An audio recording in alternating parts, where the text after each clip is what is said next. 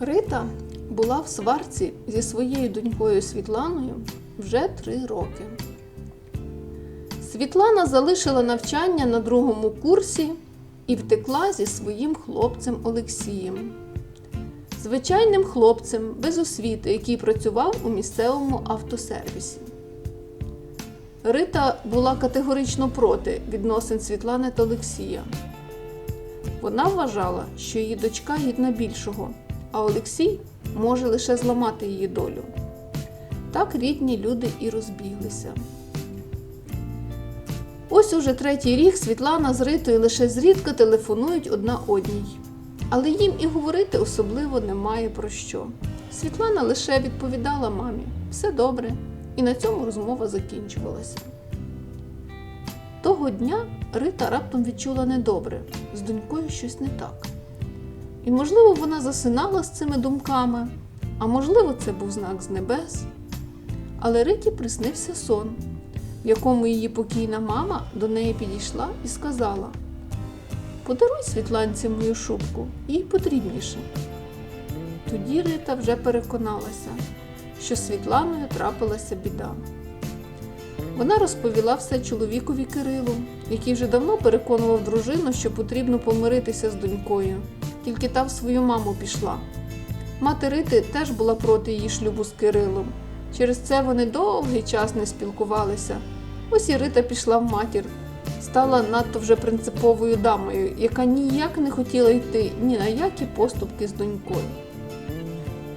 Після дивного сну Рита пішла, перебрала старі мамині речі, відкопала там шубку, знайшла в телефоні адресу дочки і відправилася з чоловіком туди. Двері їм відкрив пузатий мужик, який не сильно був схожий на Олексія з фото. «Вам чого?» – запитав той грубим тоном. «Ми до Свєти прийшли», – відповіла Рита, вже здогадуючись, що Свєти там немає. Вона винаймала цю квартиру з чоловіком Олексієм. «Ах, Свєтку шукаєте? Та у них там якісь проблеми почалися, грошей не залишилося, вони і здали квартиру», – відповів незнайомець, як ні в чому не бувало. Після цих слів Рита трохи в непритомність не впала. Кирило встиг її утримати і допоміг сісти на ящик. «Рит, отямся, ми знайдемо Свєтку, не переживай». «Я покличу сусідку, Свєтка з нею дружила близько, може вона вам і допоможе», – сказав незнайомець і постукав у сусідні двері. Тітка Віра виявилась ровесницею Рити. Вона дуже любила Світлану і, як виявилося, як могла, допомагала їм з квартирою. Вона розповіла, що у молодих не було грошей на операцію дочки. Тітка Віра платила за їх квартиру 2 місяці, щоб ті накопичили всю зарплату на операцію. Але зрозумівши, що так довго тривати не може, вони залишили квартиру і переїхали в іншу. «Дочка? У них є дочка, а ми про це навіть не знали», – сказала Рита в сльозах. Кирило заспокоював дружину як міг. Тітка Віра дала їм адресу Світлани та Олексія. І вже через пару годин Рита з Кирилом стояли перед дверима доньки. Коли двері відчинилися, Рита відразу й не впізнала свою дочку в тій знеможеній, блідій, кислявій дівчині. Вона впала на коліна перед донькою і стала просити вибачення. Світлана теж розплакалася і обійняла матір. Довго вони стояли в передпокої, обіймалися. Їм треба було стільки один одному сказати. Правда, перше, що сказала Рита, було: «Де внучка? Що з моєю онукою?» Світлана стала плакати ще сильніше. Вона сказала, що дочка лежить в лікарні і потребує дороговартісного лікування. А у них ні грошей немає, ні майна, щоб продати. «Продамо нашу квартиру, бабусину», – сказав Кирило. Тоді Рита раптом згадала про шубу, яка лежала у чоловіка в рюкзаку. Вона дістала цю шубу і протягнула Світлані.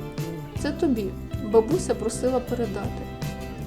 «Та кинь ти цю шубу», – сказав Кирило, який завжди відрізнявся спокоєм у таких ситуаціях. «Для чого ж вона нам здалася?» Він кинув шубу на старі батареї, які більше служили декором будинку. Хоча будинок – це занадто гучне слово для площі, де жили молоді батьки. Шуба раптом задзвеніла.